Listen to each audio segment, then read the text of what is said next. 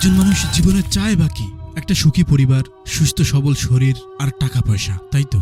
আমি নিশ্চিত তুমি মাথা নেড়ে হ্যাঁ বলছো, কিন্তু একবার নিজের হৃদয়ে হাত রেখে বলো, সত্যি কি তুমি বিশ্বাস করো যে তুমি এই তিনটিই পাবে? চুপ হয়ে গেলে তো, ভাবনায় ডুবে গেলে তো, তাই না?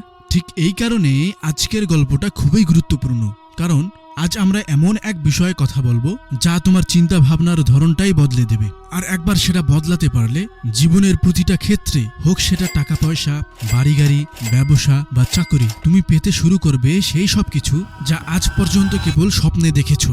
আর হ্যাঁ, ভিডিওটা শেষ পর্যন্ত শুনবে, কারণ ভিডিওর একেবারে শেষে আমি তোমাকে এমন কিছু বলবো যা বড় বড় মনোবিজ্ঞানী আর মোটিভেশনাল স্পিকাররা কোর্স বানিয়ে বিক্রি করে, আর এখানে তুমি সেটা পাবে সম্পূর্ণ বিনামূল্যে। তাহলে তুমি প্রস্তুত তো? চলো শুরু করি।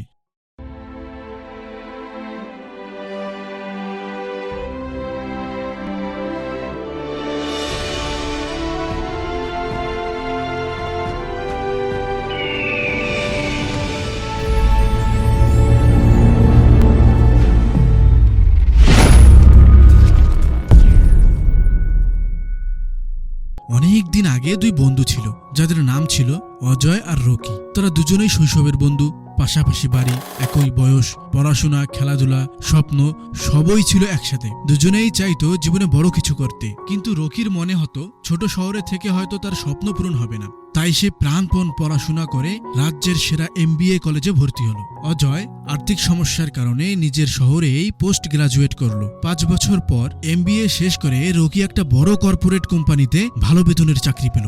সব ঠিকঠাকই চলছিল, যতক্ষণ না রিনা তাকে বলে দিল, তোমার মধ্যে সেই স্পার্কটা নেই, বড় কিছু করার সাহস নেই। প্রথমে রকি রাগে ফেটে পড়লো, কিন্তু পরে বুঝলো রিনা মিথ্যা বলেনি। হ্যাঁ, বড় শহরে এসেছি ঠিকই, কিন্তু চাকরিতে সেটেল হয়ে নিজের স্বপ্নই ভুলে গিয়েছি। সেই দিন থেকে রকি অসংখ্য ব্যবসার আইডিয়া ভাবতে লাগলো, কিন্তু কোনোটাতেই কাজ শুরু করার সাহস পেল না। একদিন মন খারাপ করে ইউটিউব স্ক্রল করছিল, হঠাৎ চোখে পড়লো ইয়ং এন্টারপ্রেনিয়র অফ বাংলাদেশ শিরোনামের একটি ভিডিও।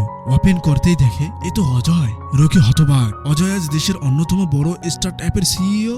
রকি দেরি না করে ঢাকায় চলে গেল অজয়ের সঙ্গে দেখা করতে। প্রথম কথাতেই প্রশ্ন করলো, তুই তো সাধারণ এক কলেজে পড়েছিস, তারপরেও কিভাবে এত সব পেলি? যা যা আমি চেয়েছিলাম, অর্থাৎ দারুণ লাইফস্টাইল, সুন্দরী বউ আর অসাধারণ সাফল্য, সবই তোর কাছে আছে। অজয় মৃদু হেসে বলল, দেখ রকি, আমরা যা হই সেটা আমাদের নিজেদের বিশ্বাসের ফল। আমি বিশ্বাস করতাম আমি পারবো, আর তাই পেরেছি।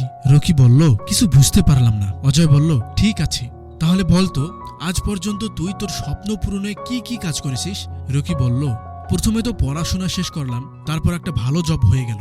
পরিবারের লোকেরা বলল, ভালো একটা চাকরি পেয়েছো, যোগদান করো। তারপর চাকরিতে জয়েন করে দেখি কত ঝামেলা, সময় মেলে না, সারাদিন একটা না হয় একটা কাজ লেগেই থাকে। অজয় বলল, ঠিক বলেছিস বন্ধু, তবে আজ আমার এই সাফল্য যে দেখছিস তার পেছনে আমি কি পরিমাণে স্ট্রাগল করেছি তা কি জানিস?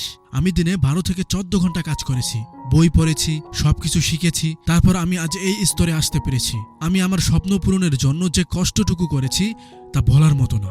রকি অবাক হয়ে বলল, তুই বলিস কি? এটা কিভাবে সম্ভব? কখনো ক্লান্ত হস না? অজয় হাসল, হ্যাঁ ক্লান্ত হই, তবে নিজেকে ম্যানেজ করা শিখে নিয়েছি। দেখ, আমরা সবাই ছোটবেলা থেকে স্বপ্ন দেখি, কিন্তু কেউ বলে না কিভাবে পূরণ করব। সবাই শুধু বলে তুমি পারবে না, ছোট শহর থেকে এসেছো, ব্যবসা নিয়ে কি জানো, বেশি ঝুঁকি আছে, নিরাপদ নয়, ইত্যাদি ইত্যাদি বলে। আর এ কারণে আমাদের মতো মধ্যবিত্ত ফ্যামিলির ছেলেরা কোটিপতি হতে পারে না। রকি বলল, ভাই তুই তো ওই একই পরিবেশে বড় হয়েছিস যা আমি, তাহলে তো আমাদের চিন্তার ধরন একই রকম হওয়া উচিত। অজয় উত্তর দিল, হ্যাঁ একদম ঠিক বলেছিস। কলেজে ভর্তি হওয়ার পর আমিও হতাশ হয়ে গিয়েছিলাম। একদিন লাইব্রেরিতে আমি সাইকোলজিস্ট ও লেখক শ্যাড হেমস্টেটরের what to say when you talk to yourself বইটা পড়লাম। সেটা পরে আমার চিন্তা ভাবনাই বদলে গেল। নিজেকে আমি অঙ্গীকার করলাম আমি আমার স্বপ্নকে একটা সুযোগ দিবই দেব। আমি জিরো বাজেটে এক ব্যবসা শুরু করলাম, আইডিয়া খুঁজলাম, ইউটিউব চ্যানেল দেখলাম, বই পড়লাম, আর সেখান থেকে শিখেছি যা আমি ব্যবহার করতে পারি। আর আজ আমি সেই অঙ্গীকার পূরণ করেছি। আমি পেরেছি কারণ আমি নিজেকে বিশ্বাস করেছিলাম আমি পারবো। রকি, কি এমন লেখা ছিল বইটাতে? এটা পড়লেই কি আমার জীবনও বদলে যাবে? অজয়, হ্যাঁ একদম। শোন, আমি ছোট্ট করে বুঝিয়ে দিচ্ছি। সবাই জীবনে বড় হতে চায়, কিন্তু মাত্র 1% মানুষ সত্যি বড় কিছু করতে পারে, কারণ সবারই 24 ঘন্টা সমান। তাহলে যারা সফল হয় তাদের মধ্যে পার্থক্য কি? তাদের মধ্যে পার্থক্য হলো তাদের সেলফ ম্যানেজমেন্ট স্কিল, যা সবচেয়ে জরুরি। সেলফ ম্যানেজমেন্ট শেখার জন্য প্রথমে তোমাকে সেলফ ম্যানেজমেন্ট সিকোয়েন্স ডিকোড করতে হবে।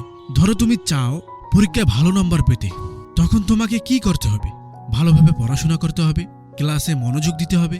হ্যাঁ, এটা একদম ঠিক। কেউ পড়াশোনা বা মনোযোগ ছাড়া ভালো নম্বর পাবে না। তাহলে তোমার নম্বর বা ফলাফল তোমার বিহেভিয়ার বা আচরণ দ্বারা সরাসরি প্রভাবিত হয়। সুতরাং সেলফ ম্যানেজমেন্ট সিকোয়েন্সের প্রথম ধাপ হলো তোমার আচরণ। দেখো, যেদিন থেকে আমরা জন্ম নেই সেদিন থেকেই আমাদের প্রোগ্রামিং শুরু হয়ে যায়। আমাদের চারপাশে কি ঘটছে, মানুষ কি বলছে, আমরা কি শিখছি, এসব মিলিয়ে আমাদের প্রোগ্রামিং গঠিত হয়। প্রোগ্রামিং থেকে তৈরি হয় বিশ্বাস, বিশ্বাস থেকে তৈরি হয় মনোভাব, মনোভাব নির্ধারণ করে আমাদের অনুভূতি, আর অনুভূতি সরাসরি আমাদের কাজ এবং আচরণকে প্রভাবিত করে। সবশেষে আচরণ থেকেই আসে ফলাফল। অর্থাৎ তুমি যদি ফলাফল বদলাতে চাও তাহলে প্রথমে তোমাকে তোমার প্রোগ্রামিং বদলাতে হবে। এখন প্রশ্ন হলো, আমরা কিভাবে আমাদের মস্তিষ্কের প্রোগ্রামিং বদলাতে পারি? চলো আগে তোমাকে আমি মস্তিষ্কের কিছু বেসিক বলি। আজকের বিজ্ঞান জানে আমাদের মস্তিষ্কের 95% কার্যক্রম ঘটে সাবকনশাস মাইন্ডে, আর মাত্র 5% জিনিস সচেতন ভাবে করি। এই সাবকনশাস মাইন্ড আমাদের অভ্যন্তরীণ প্রোগ্রামিং এর জন্য দায়ী।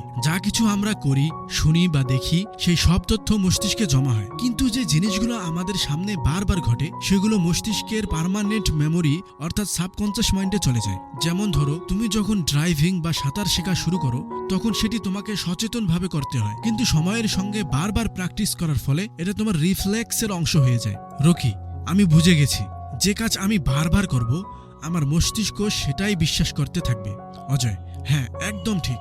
যদি তুমি বারবার ভাবো আমি পারবো না, তাহলে তুমি যত বড় স্বপ্নই দেখো না কেন তার জন্য কখনোই কাজ শুরু করতে পারবে না। কিন্তু যদি তুমি নিজেকে বিশ্বাস করতে পারো আমি যা চাই সেটাই করতে পারি, তাহলে একদিন অবশ্যই তোমার স্বপ্ন পূরণ হবে। রকি বুঝতে পেরেছিল তার সব সমস্যার কারণ এবং এর সমাধান। সে অজয়ের কথা মেনে 21 দিনের জন্য যা শিখেছে তা অনুসরণ করলো। ধীরে ধীরে তার মনোভাব ইতিবাচক হতে লাগলো, তার জীবনে আগের চেয়ে অনেক বেশি পূর্ণ মনে হতে লাগলো, সব সময় বের করে বই পড়তে লাগলো, ব্যবসায়িক পাঠ শিখলো, নিজের সঞ্চয় থেকে 2টি গাড়ি কিনলো। ধীরে ধীরে তার গাড়ি ভাড়া ব্যবসা শুরু হলো। একদিন তার বন্ধু মহলের সবচেয়ে স্মার্ট এবং বুদ্ধিমান সুন্দরী মেয়ে তাকে বিয়ের প্রস্তাব দিল। পরবর্তী 5 বছরের মধ্যে রকির ছিল টাকা পয়সা, বাড়ি গাড়ি আর সুন্দর একটা সুখী পরিবার, সেই সব যা সে কখনো চেয়েছিল। বন্ধুরা, এগুলো সবই সম্ভব হয় পজিটিভ সেলফ টকের কারণে। তো বন্ধুরা, এটাই হলো সেলফ টকের শক্তি। এই তথ্যপূর্ণ জগতে যেখানে সবাই জ্ঞান ছড়াচ্ছে, তাই বুঝতে হবে তোমাকে কি গ্রহণ করতে হবে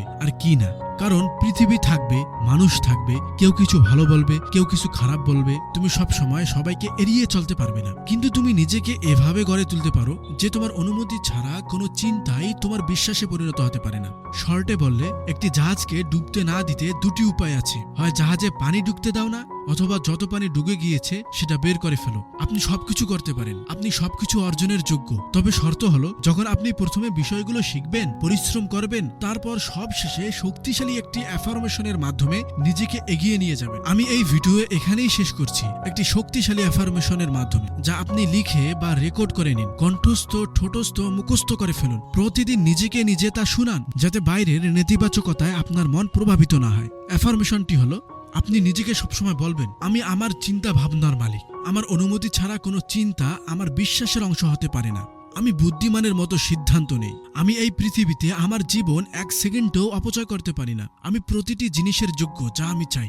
পৃথিবী যাই হোক, আমি সেটাকে যেমন আছে তেমনই গ্রহণ করি। না আমি কারোর জন্য বদলাবো, না কাউকে আমার জন্য বদলানোর দরকার আছে। আমরা সবাই যেমন আছি সেরূপই আরো ভালো হতে পারি। আজ আমার যা আছে তার জন্য আমি আমার রবের নিকট ও পরিবারের কাছে কৃতজ্ঞ। তাহলে বন্ধুরা, এই ভিডিওটা পছন্দ হলে লাইক দিন, আর যদি অ্যাফার্মেশনের শক্তি আপনি বুঝতে পারেন তাহলে কমেন্টে লিখুন, ইয়েস আই উইল।